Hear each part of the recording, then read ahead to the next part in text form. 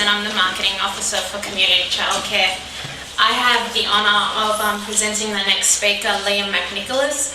He's a dim-witted teacher from a second-rate university. He has worked in Canberra's children's education sector for just over 10 years and also writes and advocates on early childhood issues with a particular focus on politics and policy.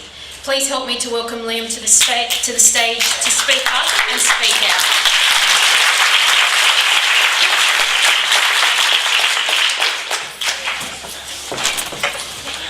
There is a step there too.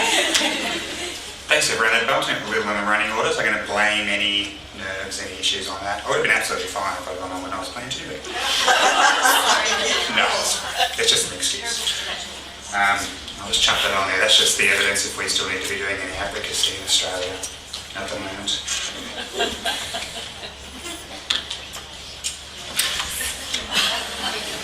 I'm sure some of you might have seen that. So I'd obviously just like to begin as well by acknowledging the Gadigal people of the Eora Nation on which we meet today. I'd also like to acknowledge the Ngunnawal people, which is the traditional owners of the land on which I usually live and work in Canberra in the ACT. So I'd like to start by wishing Community Child Care Co-operative a very happy 35th birthday. Don't look a day over 25. And it's such an old joke, really. And as obviously childcare community cooperative has been such a powerful and positive force for advocacy in New South Wales and around Australia, to be invited to speak on that topic is somewhat nerve-wracking, which, as Lisa mentioned as well, means I've written my speech against the rules, flouting the rules. But I'm told you're inviting rule breakers, Lisa, so if that helps. I'm also obviously very happy to represent a couple of very popular organisations around at the moment. So obviously, Good Start, thanks Eva for the write-up for Good Start Early Learning. I might chat about that a bit later, but also, always as usual, very happy to represent the white heterosexual middle class male patriarchy. So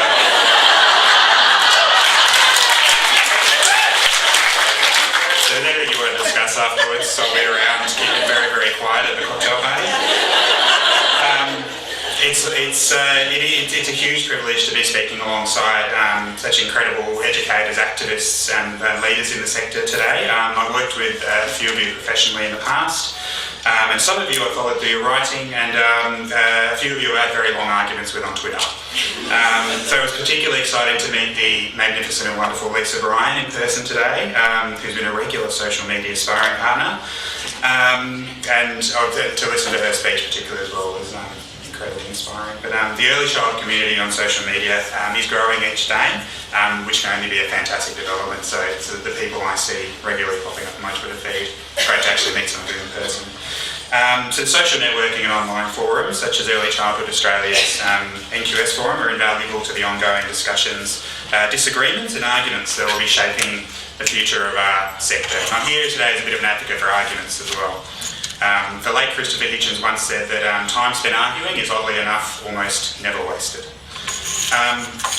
So I'd also just like to thank the people in this room that I've spent valuable time arguing or discussing the finer points of early childhood policy with. My talk today is focused on policy and politics. Interesting stuff, should be fun as we get towards the end of the day. I think I'm here to clear out the room. I think the room closes at 3:30 or something, is it? We're clearing it out, so yeah. I set up my blog to explore the nexus between children policy and politics. Obviously particularly focused on the early childhood education and care sector, which is my background and my wheelhouse, I guess. As a sector, I don't think recently we've successfully explored or acted in that space. So with my usual arrogance, a desire to hear my own voice, I figured I'd have a go. And this is not to denigrate the exceptional work of advocacy and activism that of people in this room, or advocacy organisations like Child Care Co-operative who do, as I say, do incredible work. But I think we do need to acknowledge that our advocacy has not been successful, not been as successful or as strategic as we need it to be. Galling though it may be, we have to acknowledge that the private operator community does it better. They're kicking our backsides. The Australian Child Care Alliance has a full-time lobbyist in Parliament House whose job it is to just advocate their views to government. They've cultivated a close relationship with the Assistant Minister for Education, Susan Lane, a close enough relationship that there's more than a passing resemblance between each other's press releases. The political agenda on children's early education in this country is shaped by that advocacy.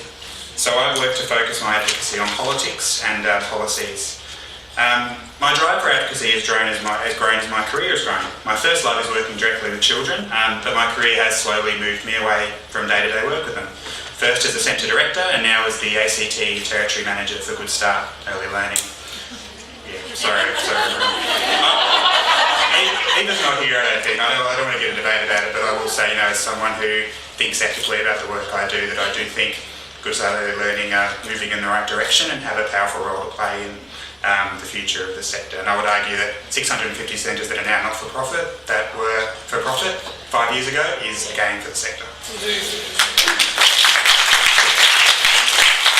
you just pass that on to my boss that I said that, who was here in the morning when Eva was here, was not hearing my part of the speech, that would be fantastic.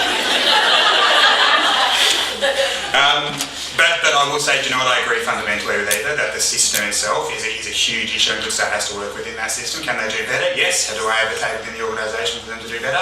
Yes. For the first time I took on a director's role, I felt a powerful responsibility to advocate for those in my team who were doing that tricky and complex work as team leaders or assistant educators. For me, this started with the Big Steps campaign. Although directors are certainly not paid enough for the work they do, I felt that the privilege of the higher pay rate, the ability to manage my own time, the great ability with which I could access professional development and networking opportunities conferred on me an ethical responsibility to advocate. This has been particularly clear to me in my current role as an area manager, particularly in the new world of the National Quality Framework. The framework asks a lot of centre directors. They're legally responsible for their centres, with all the pressures and challenges that entails. Those of us in roles such as mine, without legislative responsibilities and with no direct day-to-day contact or ongoing work with children, are in what my manager and professional mentor rather gleefully describes as made-up jobs. I'm not in the national law. The government has not deemed my job to be essential to the successful education and care of Australia's children. I'm going to assume there's people in probably similar positions around the room. I won't make you put your hand up, that's all right. What I would ask you to do, those of you who are in those roles, is to reflect critically on those roles. My challenge to you is, if you are not advocating tirelessly for those who are carrying out that fundamental work, you're not doing your job. I'm fortunate to work with an incredible team of centre directors in the ACT, and I'd just like to acknowledge their professionalism and work in their communities of children, families and educators. I reflect every day on the privileges that my made-up job entails me, and if I can't justify my work to that group of incredible women at the end of the day, then it's not worth me being there. For me, this means that above and beyond my day-to-day work, of which advocacy is a part of my job, it also means advocating above and beyond the 38 hours of the week. Anything less I couldn't ethically justify. My particular focus with advocacy is politics. Very exciting. Political advocacy has always been one of the most common, most effective forms of advocacy because it's targeted at those who are making the decisions. My interest in politics stemmed largely from growing up as a teenager in the Howard years. I don't want to get into obviously a big discussion of right versus left, but those 11 years left a deep impression on me and those in my generation. The issue that particularly engaged me at the time was refugee policy and asylum seeker policy, and we've had some powerful statements of that today, so my stone in the mill pond of that will just detour us briefly. But it seemed incredible to me as a very naive 16-year-old that we could actually make laws and actually make decisions that treated people so cruelly. That women and men working comfortably in offices in one of the most prosperous nations on earth could sign documents and make telephone calls that would directly imperil the lives of people fleeing persecution that I couldn't even imagine. Now, being from Canberra for the last 15 years, it's very easy to reduce politics to bureaucracy, to people passing paper around with little to no impact on the lives of people. Our politics and policies on refugees and asylum seekers help me realise that politics and policy have a direct impact on every one of our lives, whether we know it or not, and whether we choose to be interested or not. Just as those decisions can directly impact people fleeing persecution from outside Australia, decisions made in Canberra have a direct and deep impact on the work we do and the communities we do it in. They're the frameworks we put around our society.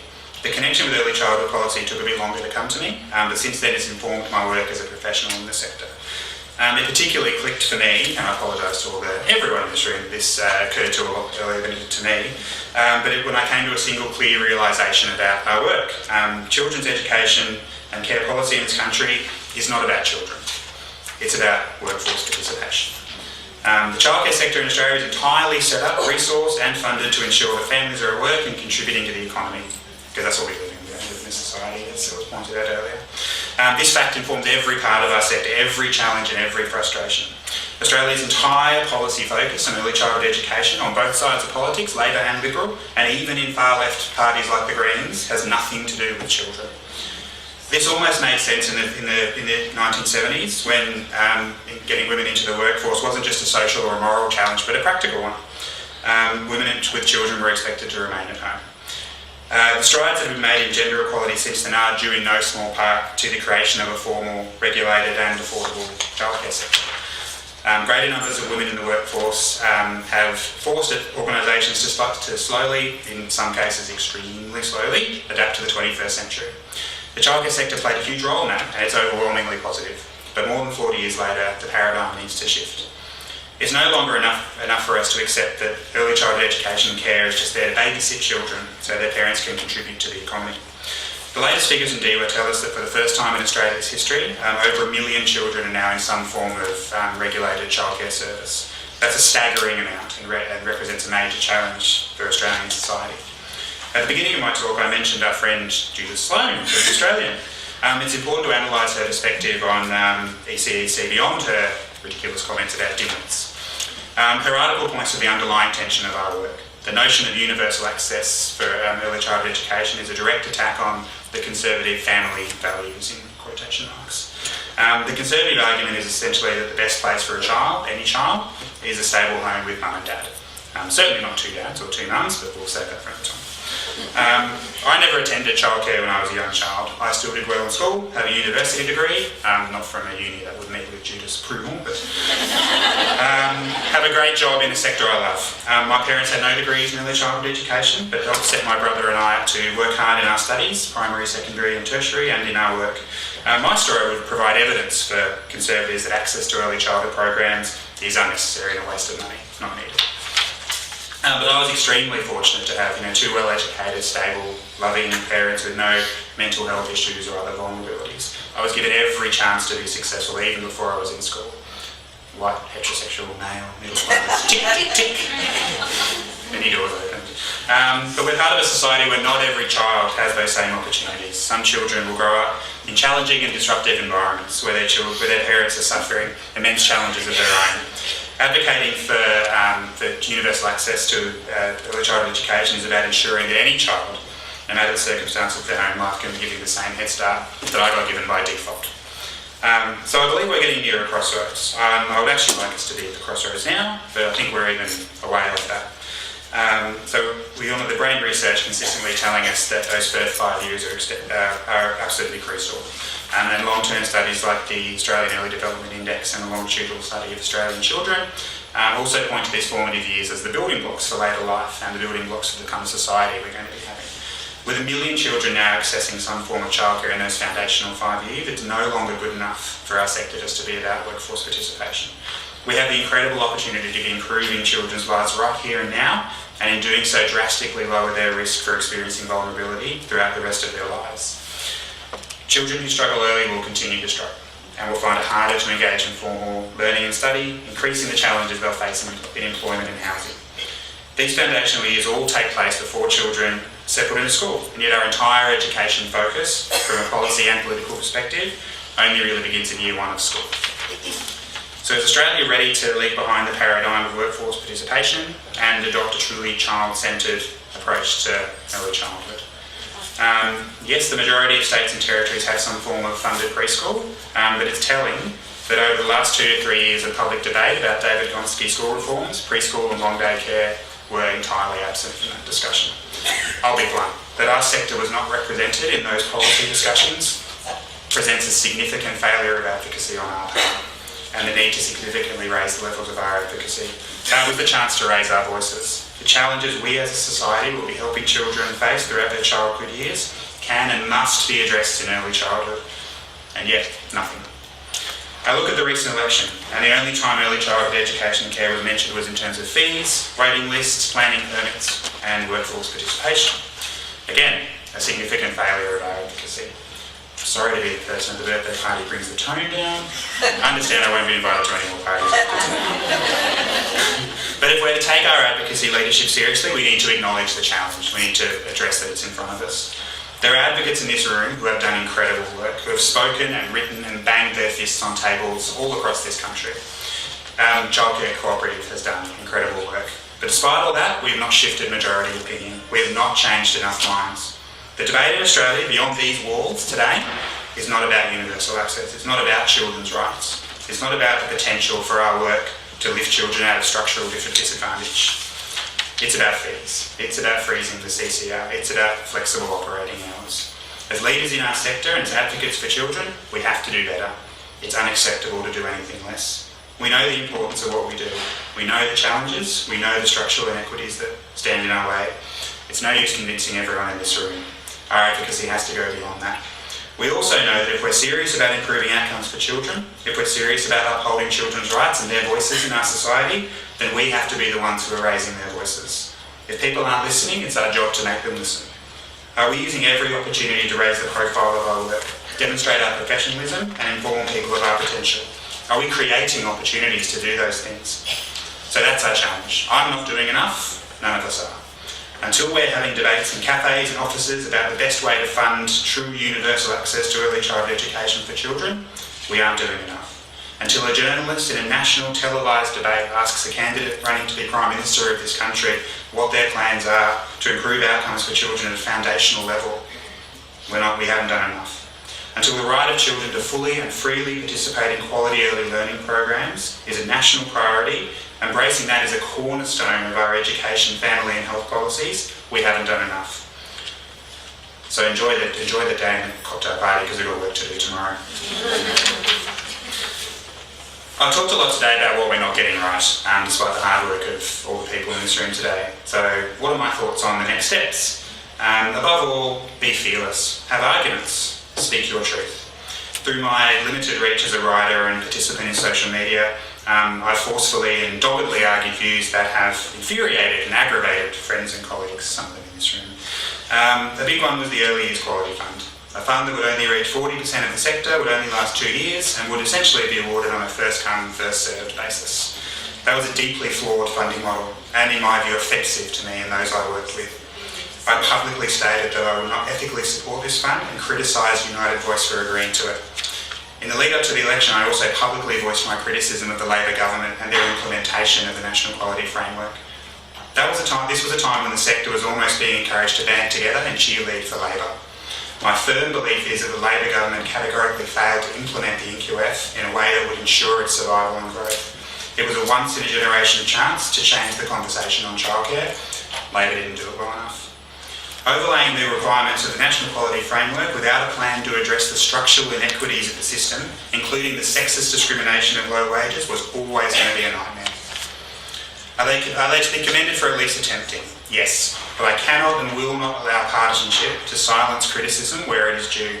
The case for early childhood education reform is generally a progressive issue, but this does not mean that advocates for early childhood should just support and cheerlead for Labor.